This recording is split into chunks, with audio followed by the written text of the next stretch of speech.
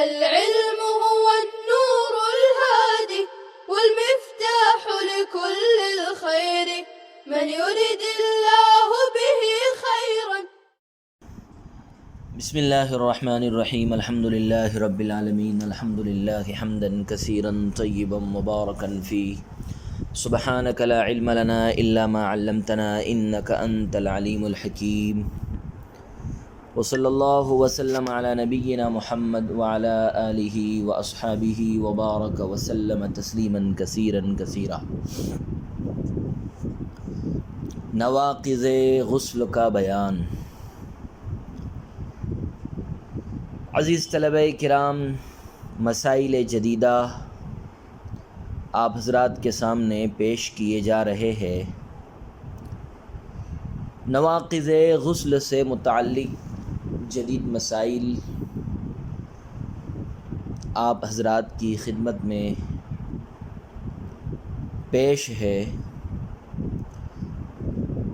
المعانی الموجبۃ للغسل انزال المنی علی وجہ الدفق والشہوۃ من الرجل والمرأۃ۔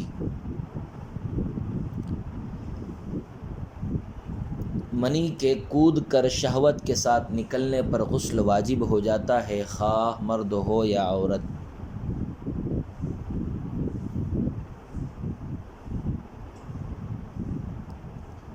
اس عبارت میں موجبات غسل کو بیان کیا ہے۔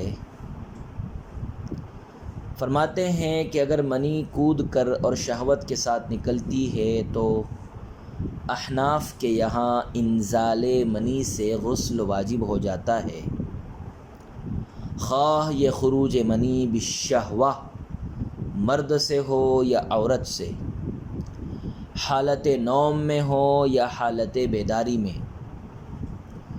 نیز احناف کے نزدیک وجوب غسل کے لیے منی کا مع الشہوت نکلنا شرط ہے، یعنی وجوب غسل کے لیے بالاتفاق منی کے اپنی جگہ سے جدا ہوتے وقت شہوت کا پایا جانا شرط ہے، مگر عضو تناسل سے نکلتے وقت شہوت شرط ہے یا نہیں، اس سلسلے میں اختلاف ہے۔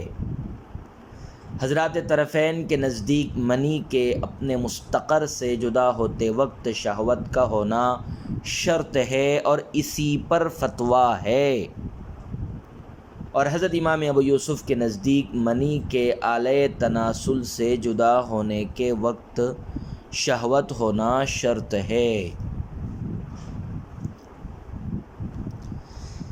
جدید مسئلے کی تفریح۔ غسل کے بعد عضو تناسل میں پھنسی ہوئی منی کے نکلنے پر غسل کا حکم۔ اگر کسی شخص نے اپنی بیوی سے ہم بستری کی اور پھر غسل کیا اور بعد میں منی نکلی تو اس میں تفصیل یہ ہے کہ اگر زیادہ چلنے یا پیشاب کے بعد یا نیند کے بعد ایسا ہوا ہو تو اس پر غسل کا اعادہ واجب نہیں ہے، لیکن اگر ہم بستری کے بعد پیشاب کرنے یا نیند یا زیادہ چلنے سے پہلے منی آئی ہے تو طرفین کے نزدیک اس پر اعادہ غسل ضروری ہے، غسل کو لوٹانا ضروری ہے۔ اگر ہم بستری کے بعد پیشاب کرنے یا نیند یا زیادہ چلنے سے پہلے منی آئی ہے تو طرفین کے نزدیک اس پر اعادہ غسل ضروری ہے، جبکہ امام ابو یوسف رحمۃ اللہ علیہ کے نزدیک اس پر غسل کا اعادہ واجب نہیں ہے۔ عزیز طلبہ کرام، طرفین کے مفتابہی قول کے مطابق اصول یہ ہے کہ وہ منی جو اپنی اصل جگہ سے شہوت کے ساتھ جدا ہو، وہ منی جو اپنی اصل جگہ سے شہوت کے ساتھ جدا ہو اس کے جسم سے باہر نکلنے پر غسل فرض ہو جائے گا، خواہ باہر نکلتے وقت شہوت ہو یا نہ ہو، اور خواہ فوراً نکلے یا دیر سے نکلے۔ لہذا اگر مجامعت کے بعد غسل کیا پھر منی بغیر شہوت کے نکلے تو طرفین کے نزدیک دوبارہ غسل واجب ہوگا، کیونکہ یہ وہی منی ہے جو مجامعت کے وقت اپنی قرار گاہ سے شہوت کے ساتھ جدا ہوئی تھی اور وہ اب نکلی ہے، اگرچہ بغیر شہوت کے ہی نکلے، کیونکہ عضو تناسل سے شہوت کے ساتھ نکلنا طرفین کے نزدیک شرط نہیں ہے، اور یہی مفتابہی قول ہے۔ اور اگر مجامعت کے بعد سو گیا یا پیشاب کیا یا زیادہ چل لیا پھر غسل کیا اور غسل کے بعد منی بلا شہوت کے نکلی تو دوبارہ غسل واجب نہیں ہوگا، اور اگر مجامعت کے بعد سو گیا یا پیشاب کیا یا زیادہ چل لیا پھر غسل کیا اور غسل کے بعد منی بلا شہوت کے نکلی تو دوبارہ غسل واجب نہیں ہوگا، کیونکہ اب یہ نئی منی شمار ہوگی جو بلا شہوت کے اپنی اصل قرار گاہ سے جدا ہوئی ہے، سابقہ منی نہیں ہے۔ وَالْتِقَاءُ الْخِتَانَيْنِ مِنْ غَيْرِ إِنزَالٍ،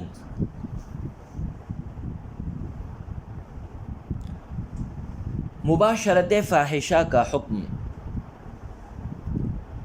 اور غسل واجب ہو جاتا ہے دونوں شرمگاہیں ملنے پر، خواہ انزال ہو نہ ہو۔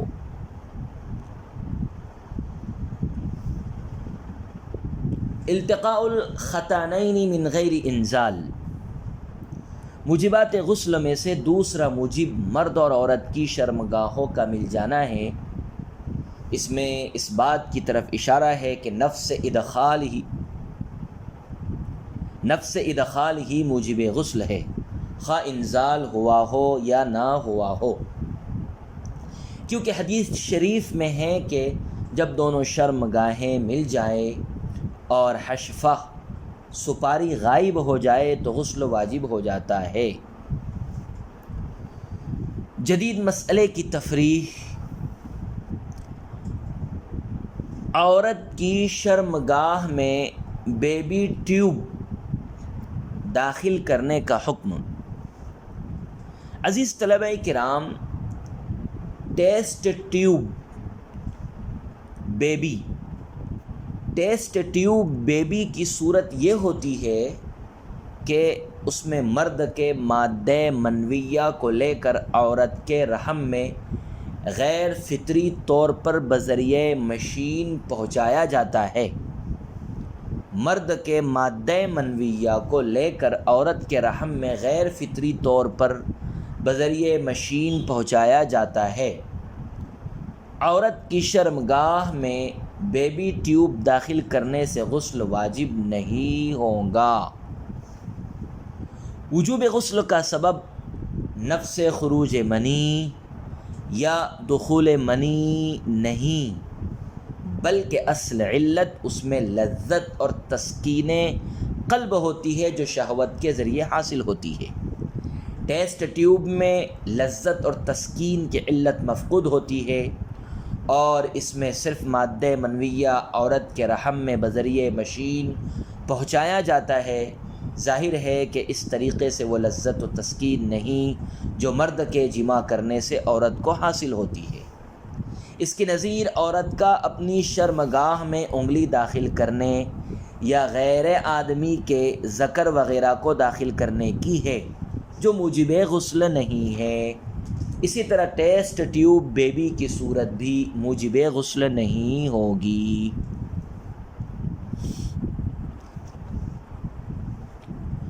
دوسرا مسئلہ قابل توجہ ہے، نیرود کنڈم لگا کر جمع کرنے کا حکم۔ نیرود کنڈوم لگا کر کے جمع کرنے کا حکم۔ نیرود لگا کر مباشرت کرنے سے غسل واجب ہو جاتا ہے۔ عزیز طلبہ کرام، نفس التقاء ختانین دونوں شرمگاہوں کا مل جانا جب سپاری غائب ہو جائے تو بغیر انزال کے موجب غسل ہے، بشرطے کہ دونوں کو ایک دوسرے کی حرارت محسوس ہو۔ اسی لیے فقہا نے اس علاج دخول کو موجب غسل قرار نہیں، اس علاج دخول کو موجب غسل قرار نہیں دیا جو موٹے کپڑے کے ساتھ ہو اور اس میں فرج داخل کی حرارت محسوس نہ ہو۔ کنڈوم اگرچہ ذکر پر ملفوف لپٹا ہوتا ہے مگر یہ غلاف اتنا باریک ہوتا ہے کہ اس کی موجودگی میں بھی لذت کا احساس ہوتا ہے اور طرفین ایک دوسرے سے لذت یاب ہوتے ہیں۔ اس لیے نقض غسل کی علت شہوت کے پائے جانے کی وجہ سے کنڈوم کے ساتھ ادخال بدون انزال بھی موجب غسل ہے۔ عزیز طلبہ کرام، والطہارة من الاحداث جائزة بماء السماء والأودية والعيون والآبار وماء البحار۔ پانی کے احکام، ہر طرح کے حدث سے حصول طہارت جائز ہے، بارش کے پانی، چشموں اور سمندروں کے پانی سے۔ مصنف رحمۃ اللہ علیہ ان پانیوں کا ذکر فرما رہے ہیں جن سے طہارت حاصل کرنا درست ہے۔ ان میں سے ایک آسمان کا پانی جس کے متعلق ارشاد ربانی ہے وَأَنزَلْنَا مِنَ السَّمَاءِ مَاءً طَهُورًا، یعنی ہم نے آسمان سے مائع طہور پاکیزہ پانی اتارا۔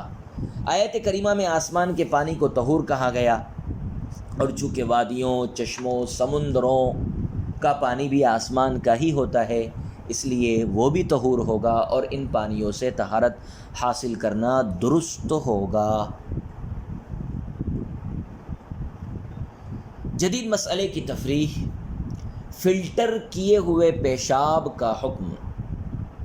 عزیز بچوں، پیشاب نجس ہے، اگر اسے فلٹر کیا جائے تب بھی نجس ہی رہے گا، کیونکہ فلٹر کرنے سے محض اس کی بدبو زائل ہوتی ہے، حقیقت تبدیل نہیں ہوتی ہے، لہذا اس سے انتفاع جائز نہیں ہوگا اور نہ ہی اس سے طہارت حاصل کرنا جائز ہوگا۔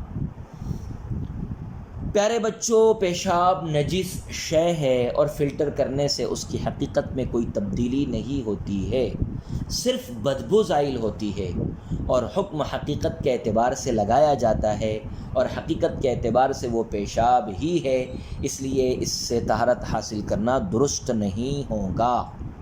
لہذا فلٹر کرنے کی وجہ سے اگر اس کا نام بدل جاتا ہے تو بھی اس سے طہارت حاصل کرنا درست نہیں ہوگا، کیونکہ نام کے بدلنے سے حقیقت نہیں بدلا کرتی ہے، لہذا فلٹر کیے ہوئے پیشاب سے طہارت حاصل کرنا درست نہیں ہوگا۔ آب زمزم سے وضو و غسل کا حکم۔ زمزم کا پانی ایک متبرک پانی ہے، اس کے آداب و احترام کا خیال رکھنا شرعی ذمہ داری ہے، اس لیے بے وضو شخص کا اس سے وضو کرنا مکروہ ہے، بشرطے کہ دوسرا متبادل پانی مہیا ہو، ورنہ بلا کراہت آب زمزم سے وضو کرنا جائز ہے۔ لیکن غسل جنابت ہر حال میں کراہت سے خالی نہیں ہے، اور نہ اس سے استنجا کرنا بلا کراہت جائز ہے، استنجا بھی درست نہیں ہے۔ تاہم اگر باوضو شخص اس سے تبرک کے طور پر وضو کرے یا پاک بدن والا شخص اس سے غسل کرے تو بلا کراہت جائز ہے۔